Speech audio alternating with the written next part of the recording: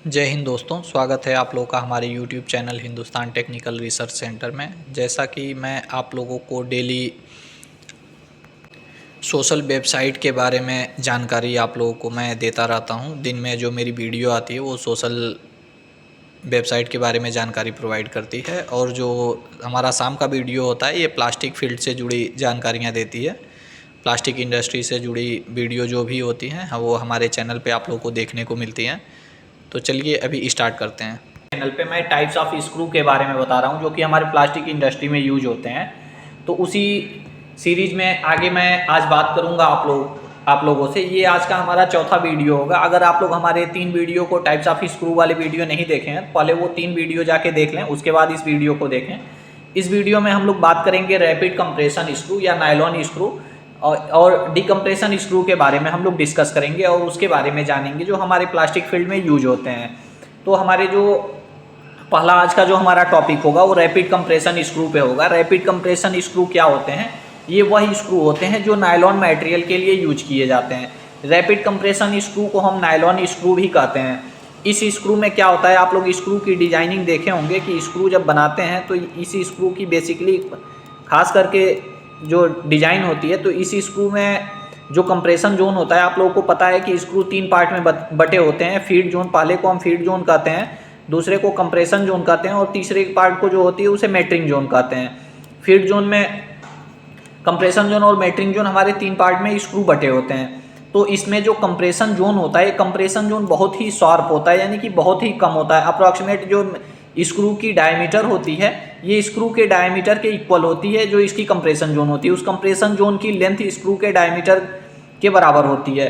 ऐसा क्यों होता है? ऐसा इसलिए होता है क्योंकि हमारा नायलॉन मटेरियल जो होता है, नायलॉन मटेरियल की मेल्टिंग पॉइंट बहुत ही शार्प होती है। Sharp in the sense, sharp का मतलब ये है कि जैसे ही एक स्टैंडर्ड टेम्परेचर यानी कि नायलॉन अपने मेल्टिंग टेम्परेचर के पोजीशन पे पहुंचती है, वैसे ही अचानक मेल्ट हो जाती है।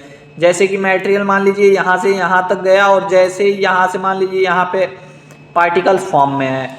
ये क्या होता है, नायलॉन के साथ ऐसी ही घटनाएं देखने को मिलती है। ये क्या है, मान लीजिए यहाँ से पार्टिकल फॉर्म में है, यहाँ से जब आगे की तरफ हम इसको फॉरवर्ड करा रहे हैं, इसको यहाँ तक जाना है, तो जैसे ही ये धीरे धीरे आगे बढ़ रहा है, यहाँ से सॉलिड फॉर्म में आगे जैसे ही गया, थोड़ा सा रबरी होकर के ये तुरंत क्या हुआ, ये मेल्ट फॉर्म में, यानी कि ये मेल्ट हो गया। तो जो नायलॉन की मेल्टिंग पॉइंट होती है वो एक बहुत ही शार्प होती है, यानी कि एक रेंज पे आकर के तुरंत ही वो अचानक से एकदम मेल्ट हो जाता है।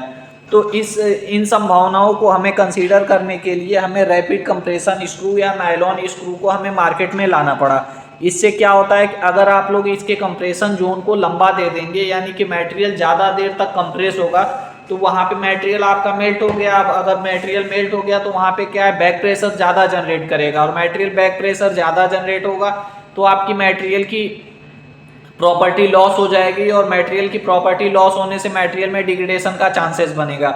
यहाँ पे आप लोग देख सकते हैं, the length of a compression section is generally less than 1D in the screw uniformity narrow melting range and turn into relatively low viscosity melt quite readily. इसकी जो विस्कोसिटी, जो नायलॉन की विस्कोसिटी है, बहुत ही कम मटेरियल की viscosity होती है, viscosity कम होती है, इसके लिए मटेरियल का फ्लो रेट ज़्यादा होता है।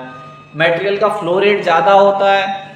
आप लोग दोस्तों देखे हैं कि जब नायलॉन को हम प्रोसेस करेंगे तो मटेरियल का फ्लो रेट ज़्यादा है।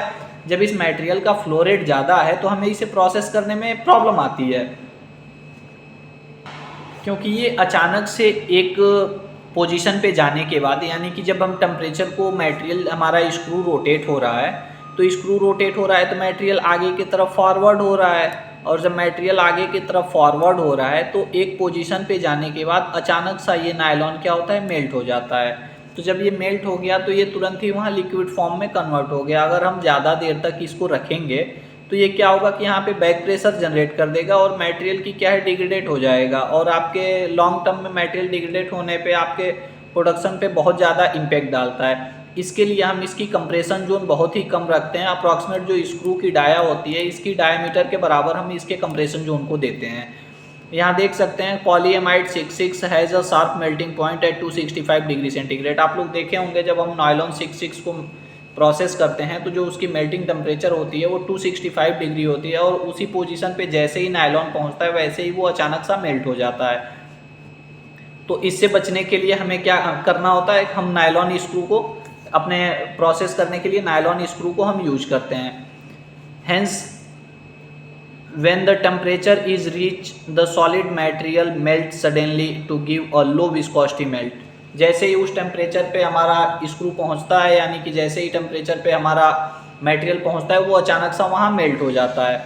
तो इसके लिए हम नायलॉन स्क्रू यूज करते हैं। The feed zone of the screw is therefore made very long so that the large amount of heat necessary to reach the melting point of crystalline material can be obtain. जो इस screw की, ये आप देख पा रहे होंगे कि ये यहाँ पे स्क्रू है, ये नायलॉन स्क्रू है। इस नायलॉन स्क्रू की आप देख रहे होंगे, ये जो है ये इसका स्क्रू का फीड सेक्शन है, और यहाँ पे आप लोग देख पा रहे होंगे जहाँ से ये कर्विंग स्टार्ट हुई है, यानी कि यहाँ से लेके के करके यहाँ तक ये जो कर्व है ये यहाँ इसका कंप्रेशन जोन है, और यहाँ से ये मेटरिंग सेक्शन हो गई है। तो आप लोग देख पा रहे होंगे कि ये जो इस स्क्रू का फीड जोन है, ये फीड जोन स्क्रू का लंबा है, और ये मेटरिंग जोन भी, मेटरिंग जोन कोई बहुत लंबा नहीं है, लेकिन इसकी कंप्रेशन जोन आप देख रहे हैं फीड जोन के कंपेयर में मेटरिंग जोन छोटा होता है। ये अप्रॉक्सीमेट डायमीटर जो स्क्रू की डायमीटर होती है उसकी 4 गुना होता है मेटरिंग जोन। लेकिन इस स्क्रू की फीड जोन लंबी दी जाती है, क्योंकि मटेरियल को, अगर आप नायलॉन की, मान लीजिए नायलॉन की प्रोसेसिंग कर रहे हैं, ये नायलॉन के पार्ट, नायलॉन के मान लीजिए ये पिलट्स हैं, अगर इसको प्रोसेस कर रहे हैं तो जब यहाँ से ये बैरल में है, और बैरल के ऊपर क्या है, बैंड हीटर लगा है, इसी में आपका स्क्रू भी लगा है। तो जब आप इसको प्रोसेस करेंगे तो आपके प्रोसेस के दौरान क्या होगा कि यहाँ पे टेम्परेचर आपका कम है, तो धीरे धीरे ये टेम्परेचर को गेन करेगा। तो जब ये टेम्परेचर गेन कर रहा है तो एक समय ऐसा आएगा कि ये अपने पूरी टेम्परेचर पे पहुँच गया है, क्योंकि इसमें क्या होता है कि मेल्ट पूल फॉर्मेशन होता है, मेल्टिंग फॉर्मेशन होती है। तो जैसे ही ये अपने 265 डिग्री टेम्परेचर पे पहुंचा, ये फीड जोन में ही पहुंचता है। फीड जोन में जैसे ये 265 डिग्री टेम्परेचर पे पहुंचा, ये वहाँ पे कंप्रेशन जोन बहुत ही शार्प हो जाता है। अचानक से जैसे ही 265 पे पहुंचा, 265 डिग्री सेंटीग्रेड पे पहुंचने के बाद ये तुरंत वहीं पे मेल्ट हो जाता है। तो जब ये मेल्ट हो जाता है तुरंत ये मेल्टिंग सेक्शन में चला जाता है। अब जैसे ही मेल्ट हुआ, जितना टाइम लिया ये मेल्ट होने में, यानी कि पिलट से जैसे ही ये फ्यूज हुआ, ये फ्यूज होने में जितना टाइम लिया, क्योंकि ये शार्प मेल्ट हो जाता है, जैसे ही ये फ्यूज हुआ वैसे ही ये 265 डिग्री पे पहुंच गया होता है, यानी कि 265 पे पहुंचते ही ये फ्यूज हो जाता है, और जैसे ही फ्यूज हुआ ये तुरंत ही मेटरिंग सेक्शन में चला जाता है। अब मेटरिंग सेक्शन की जो लेंथ दी जाती है, वो जो स्क्रू की, ये जो स्क्रू है, इस स्क्रू के डायमीटर की 4 गुना होती है, यानी कि मेटरिंग सेक्शन की जो लेंथ है ये स्क्रू के लेंथ की 4 गुना है। ये वाली लेंथ स्क्रू के डायमीटर की 4 गुना होती है। तो इसके लिए हम नायलॉन स्क्रू यूज करते हैं। आप लोग देख सकते हैं, इसमें आप लोगों को लिखा हुआ मिलेगा, the feed zone of the screw is therefore made very long so that the large amount of heat necessary to reach the melting point of this crystalline material can be obtain because of sharp melting point the compression zone is very short. जैसा कि मैं आप लोगों को बताया कि इसकी sharp melting point sharp होती है, और शार्प मेल्टिंग पॉइंट के ही वजह से जो इसका कंप्रेशन जोन दिया जाता है, ये वाली जो कंप्रेशन जोन है इसकी, ये कंप्रेशन जोन बहुत ही शॉर्ट दिया जाता है, बहुत ही कम होता है। To ensure the screw can be pump such as low viscous material efficiently the metering zone of an reasonable length 40 long. जैसा कि मैं आप लोग को बताया कि इसकी विस्कोसिटी बहुत ही लो होती है, तो उसको पंप करने के लिए मेटरिंग जोन की जो लेंथ दी जाती है, ये स्क्रू के डायमीटर की 4 गुना होती है।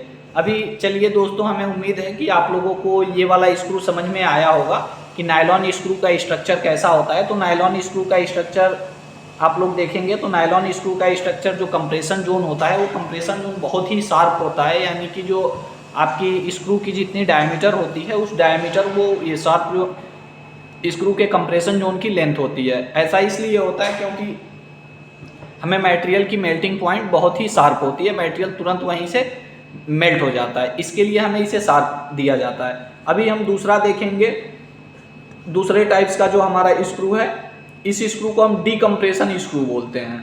डीकम्प्रेशन स्क्रू में क्या होता है कि जो ये देख सकते हैं कि आप स्क्रू का फिगर देख सकते हैं, इस स्क्रू में, डीकम्प्रेशन स्क्रू में ये जो फीड सेक्शन होता है, ये फीड सेक्शन लंबा होता है, और इस फीड सेक्शन की जो फ्लाइट डेप्थ होती है, फ्लाइट डेप्थ ज़्यादा होती है।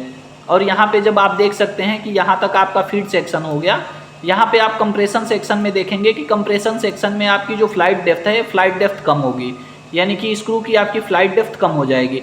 अगेन जब आप मेटरिंग सेक्शन में जाएंगे तो मेटरिंग सेक्शन को आप देखेंगे कि मेटरिंग सेक्शन आपका फीड सेक्शन के कंपेयर में लेंथ इसकी कम होगी, लेकिन इसकी जो फ्लाइट डेप्थ होगी, ये फ्लाइट डेप्थ लमसम आपकी फीड सेक्शन जैसा होगी, यानी कि आपके जो कंप्रेशन सेक्शन है, कंप्रेशन सेक्शन से ज़्यादा इसकी फ्लाइट डेप्थ और मेटरिंग सेक्शन से और फीड सेक्शन से थोड़ा सा कम इसकी फ्लाइट डेप्थ होगी। ऐसा इसलिए दिया जाता है क्योंकि हमारी मटेरियल बैक प्रेशर जनरेट करती है, तो बैक प्रेशर जनरेट करने के टाइम उस बैक प्रेशर को सहन कर सके, इसके लिए हमें ऐसा देना होता है। क्योंकि मान लीजिए जब मटेरियल बैक प्रेशर क्या होता है, बैक प्रेशर ये मटेरियल का प्रेशर होता है जो स्क्रू पे अप्लाई होता है।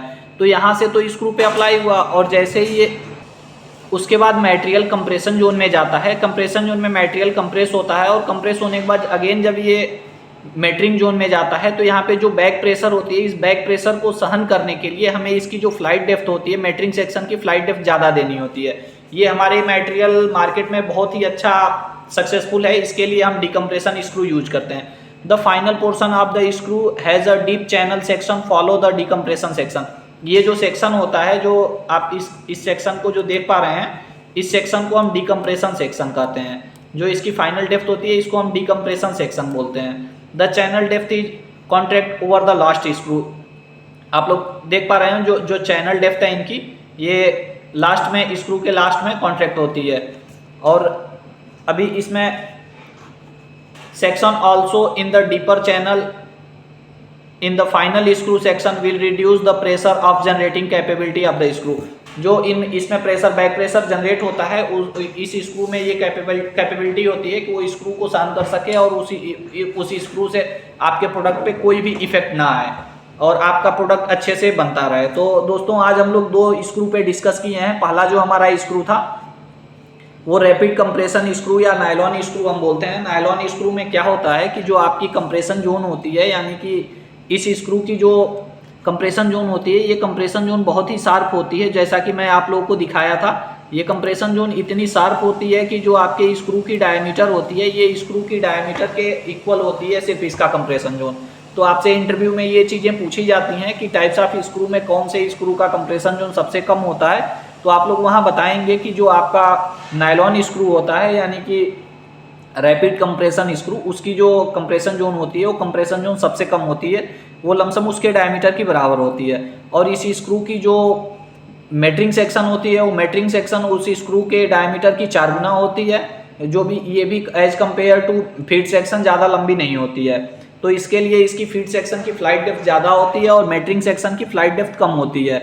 और जो इसका कंप्रेशन जोन होता है वो कंप्रेशन जोन स्क्रू के डायमीटर के बराबर होती है। और जो दूसरे टाइप्स के स्क्रू पे हम लोग आज डिस्कस किए हैं वो डिकम्प्रेशन स्क्रू था। डिकम्प्रेशन स्क्रू हम मार्केट में क्यों यूज करते हैं, क्योंकि हमारी बैक प्रेशर जो जनरेट होती है उस बैक प्रेशर को स्क्रू हमारा सहन कर सके और लंबे टाइम तक हमारा स्क्रू अच्छे से चल सके और हमारे प्रोडक्ट पे कोई इफेक्ट ना आए। डिकम्प्रेशन स्क्रू में क्या होता है कि लास्ट में जो मेटरिंग सेक्शन में की जो फ्लाइट डेप्थ होती है वो फ्लाइट डेप्थ कंप्रेशन सेक्शन से फ्लाइट डेप्थ ज़्यादा होती है। आपके फीड सेक्शन और मेटरिंग सेक्शन में फ्लाइट डेप्थ स्क्रू की ज़्यादा होगी और कंप्रेशन सेक्शन में स्क्रू की फ्लाइट डेप्थ कम होगी। ये ऐसा इसीलिए दिया जाता है बैक प्रेशर जो जनरेट होती है उस बैक प्रेशर को सहन कर सके आपके प्रोडक्टिविटी को बढ़ा सके। तो चलिए दोस्त, उम्मीद करते हैं कि आज आप लोगों की ये 2 टाइप्स की स्क्रू समझ में आई होगी, जो पहला रैपिड कंप्रेशन और दूसरा डिकम्प्रेशन स्क्रू। चलिए फिर मिलते हैं नेक्स्ट वीडियो में, एक और टाइप्स के स्क्रू के बारे में जानेंगे। तब तक के लिए जय हिंद।